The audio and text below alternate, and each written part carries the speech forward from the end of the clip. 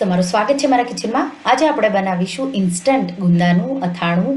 આ થાણામાં કોઈ પણ પલાળ્યા વગરની માથાકૂટ વગર ઝટપટ આ એકદમ ટેસ્ટી ચટાકેદાર ગુંદાનું અથાણું બનાવીશું। જો તમે ક્યારેય ગુંદાનું અથાણું આ રીતે ન બનાવ્યું હોય તો રેસીપી એકવાર તમે જરૂરથી ટ્રાય કરજો। તો ગુંદાનું અથાણું બનાવવા માટે મેં અહીંયા 300 ગ્રામ 250 થી 300 ગ્રામ જેટલા આપણે ગુંદા લેશું। ગુંદાના ડીટીયાનો ભાગ છે આ રીતે અલગ કરીશું। ગુંદાને મેં એકદમ સારી રીતે ધોઈ અને કોરા કરી લીધા છે। હવે આપણે ગુંદાને કુકરમાં ટ્રાન્સફર કરી દઈશું। ઉપર ગુંદા ડૂબે એટલું પાણી ઉમેરીશું। તો ગુંદા ડૂબે એટલું જ પાણી આપણે ઉમેરીશું અને પ્રેશર કુકરનું ઢાંકણ ઢાંકી અને એક વિસલ કરી લઈશું। તો એક વિસલ જ કરવા દેવાનું, વધારે જો થોડું પણ થશે તો તમારા ગુંદા ભરતા તમને નહીં ફાવે, એટલે એક વિસલ જ કરીશું। તો ગુંદા જ્યાં સુધી બફાય ત્યાં સુધીમાં આપણે એક વઘાર્યું મેં લીધું છે, એમાં 1 કપ જેટલું તેલ ઉમેરી અને તેલને આપણે હવે ગરમ કરીશું। તો એકદમ ધુમાડો નીકળે એવું આપણે તેલ ગરમ કરીને રેડી કરી લઈશું અને પછી ઠંડુ પડે પછી આ તેલ આપણે વાપરીશું। અહીંયા મેં મસ્ટર્ડ ઓઇલ તો રાઈનું જે તેલ આવે એ મેં લીધું છે, પણ યુઝ્યુઅલી શીંગ તેલ વધારે વપરાય છે, પણ રાઈના તેલથી પણ ટેસ્ટ બહુ સારો એવો આવે છે। તો રાઈનું કે શીંગનું તેલ જે પણ તમારા પાસે હોય એ તમે લઈ શકો છો। તો ધુમાડો નીકળે ત્યાં સુધી હું એને ગરમ થવા દઈશ।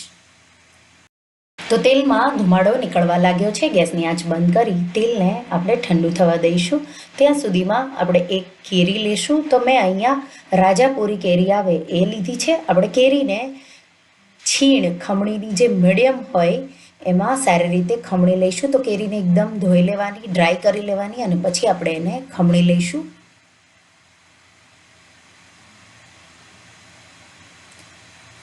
તો મેં કેરીને ખમણી લીધી છે।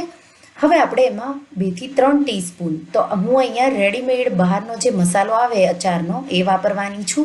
એમાં ઓલરેડી મીઠું હોય જ છે, એટલે આપણે માત્ર કેરીના છીણ પૂરતું જ મીઠું ઉમેરીશું। તો 3 ટીસ્પૂન જેટલું મીઠું ઉમેરી દઈશું। સાથે સાથે એમાં 1 કપ મસાલો, અચાર મસાલા જે બહાર મળે એ લીધો છે, 1 કપ જેટલો છે અને 1 પેકેટ જે એનું આવે 200 ગ્રામ જેટલું એ મેં લીધું છે અને આપણે એને સારી રીતે મિક્સ કરી દઈશું। આ રીતે કેરી તમે ગુંદામાં મિક્સ કરશો એટલે એનો ટેસ્ટ છે એ બહુ જ સારો એવો આવે છે। તો સારી રીતે મિક્સ મેં કરી લીધું છે। હવે ગુંદાને એક વિસલ થઈ ગયું છે, પ્રેશર નીકળી ગયું છે। આપણે પ્રેશર કુકરનું ઢાંકણ ખોલી લઈશું અને ગુંદામાંથી પાણી નિતારી દઈશું અને ગુંદાને એકદમ ઠંડા થવા દેવાના। તો ગુંદાને હું ઠંડા થવા દઈશ। ગુંદા હવે ઠંડા થઈ ગયા છે અને તમે જોઈ શકો છો સારી રીતે બફાઈ ગયા છે। તો એક જ વિસલમાં ગુંદા છે એ આપણે આખા રહે એ રીતે બાફવાના છે, બિલકુલ તૂટવા ન જોઈએ એ ધ્યાન રાખવાનું। પછી તમારે ગુંદાને હલકો દબાવવાનું અને એમાંથી એના જે ઠળિયા હોય એ કાઢવાનું। તો જો કાચા ગુંદા હોય તો એના બિયા કાઢવામાં થોડો પ્રોબ્લેમ થાય, પણ આ રીતે જો તમે ગુંદાને બાફી લેશો તો તમે થોડું એવું ગુંદાને પ્રેસ કરશો માત્ર, તો આંગળીના મદદથી જ તમારે આ ઠળિયો છે ગુંદાનો એ નીકળી જશે। નાઈફ તમે છરી જો લેશો તો જો વધારે શાર્પ હશે તો ગુંદું તમારું તૂટી જશે, એટલે આ રીતે આપણે એને આંગળીના મદદથી જ ગુંદાને હલકો પ્રેસ કરી અને બીયું કાઢી લઈશું અને આ રીતે બધા જ ગુંદામાંથી આપણે ઠળિયા કાઢી લેશું। તો ગુંદા મેં બધા જ રેડી કરી લીધા છે। હવે જે આપણે મસાલો કેરીવાળો તૈયાર કર્યો છે એ ગુંદામાં ભરીશું। તો હળવે હાથે ભરવાનું એટલે ગુંદું તૂટી ન જાય। અને એક કાચની બરણી અને એકદમ ચોખ્ખી અને ડ્રાય હોય એ બરણીમાં આપણે ગુંદા નાખીશું। તો આ રીતે મસાલો ભરી અને હું બધા જ ગુંદા છે એ બરણીમાં નાખતી જઈશ। તો દબાવીને સારી રીતે પૂરું ગુંદામાં ભરાય એ રીતે સ્ટફિંગ ભરવાનું।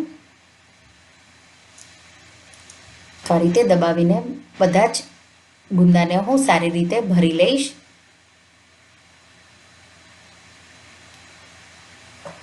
ગુંદા ભરાઈ જાય એટલે જે મસાલો બચે એ પણ આપણે ઉપરથી બરણીમાં જ નાખી દેવાનો છે। તમે જોઈ શકો છો મેં બચેલો મસાલો પણ ઉપર આ રીતે ગુંદામાં નાખ્યો છે અને તેલ જે આપણે ગરમ કર્યું હતું એ એકદમ રૂમ ટેમ્પરેચર પર આવી ગયું છે। એ આપણે તેલ ગુંદા ડૂબે એ રીતે નાખવાનું।